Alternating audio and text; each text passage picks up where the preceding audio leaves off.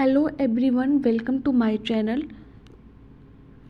एक समय की बात है, पहाड़ियों के बीच बसे एक छोटे से भूले बिसरे कस्बे में इमली नाम की एक लड़की रहती थी।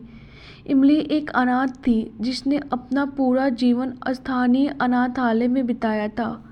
उसकी बड़ी बड़ी भूरी आंखों में एक उदासी थी जो शहर के सार को दर्शाती थी, एक ऐसी जगह जहां सपने मर जाते थे। इमली को एक गुप्त जुनून था, पेंटिंग। वह दुनिया से दूर अनाथालय की अटारी में घंटों बिताती और अपने कैनवास पर रंगीन दुनिया बनाती। उनकी कला उनके जीवन की कठोर वास्तविकता से मुक्ति थी, एक ऐसा जीवन जिसमें प्रेम और परिवार का अभाव था। एक दिन श्री हैरिसन नामक एक प्रसिद्ध कला संग्राहक ने शहर का दौरा किया। उन्होंने एक प्रतिभाशाली युवा कलाकार की फुसफुसाहट सुनी थी और स्वयं देखना चाहते थे। जब वह शहर में घूम रहे थे तो अचानक उसकी नज़र अनाथालय पर पड़ी और उसकी नज़र अटारी में एक छोटी धूल भरी खिड़की पर पड़ा। उस खिड़की के माध्यम से उसने एमिली को अपनी कला में खोया हुआ देखा। उसका चेहरा डूबते सूरज की नरम गर्म चमक से रोशन था। श्री हैरिसन इमली की प्रतिभा से मोहित हो गए।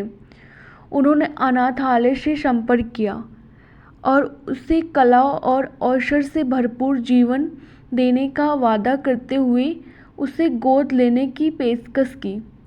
इमली का दिल आशा से भर गया क्योंकि उसने अपना एकमात्र घर अनाथालय छोड़ दिया और संभावनाओं की एक नई दुनिया में कदम रखा। लेकिन मिस्टर हैरिसन के साथ वैसा जीवन नहीं था जैसा इमली ने सोचा था। उन्होंने उसे एक बेटी के बजाय एक निवेश के रूप में देखा और उसे अपने संग्रह के लिए कला का उत्पादन करने के लिए प्रेरित किया। उसने अथक रूप से चित्रकारी की। उसका एक समय का आनंदमय सगल पीड़ा का स्रोत बन गया।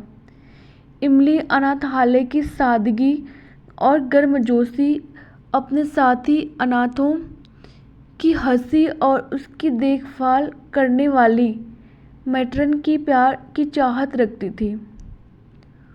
उसे यह एहसास हुआ कि सच्ची खुशी खरीदी या थोपी नहीं जा सकती है। यह केवल उन लोगों के आलिंगन में पाया जा सकता है जो वास्तव में उसकी परवाह करते हैं।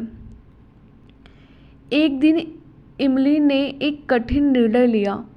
वह मिस्टर हैरिसन की हवेली से केवल अपनी सबसे बेशकीमती पेंटिंग्स लेकर निकली।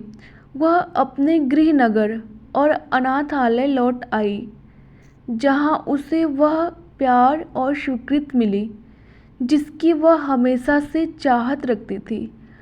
उन्होंने अपनी कला को अनाथ बच्चों के साथ साझा किया जिससे उसके जीवन में रंग और खुशी आई। इमली की कहानी एक अनुस्मारक के रूप में कार्य करती है कि खुशी हमेशा भव्यता में नहीं बल्कि कनेक्शन और प्यार के सरल क्षणों में पाई जाती है।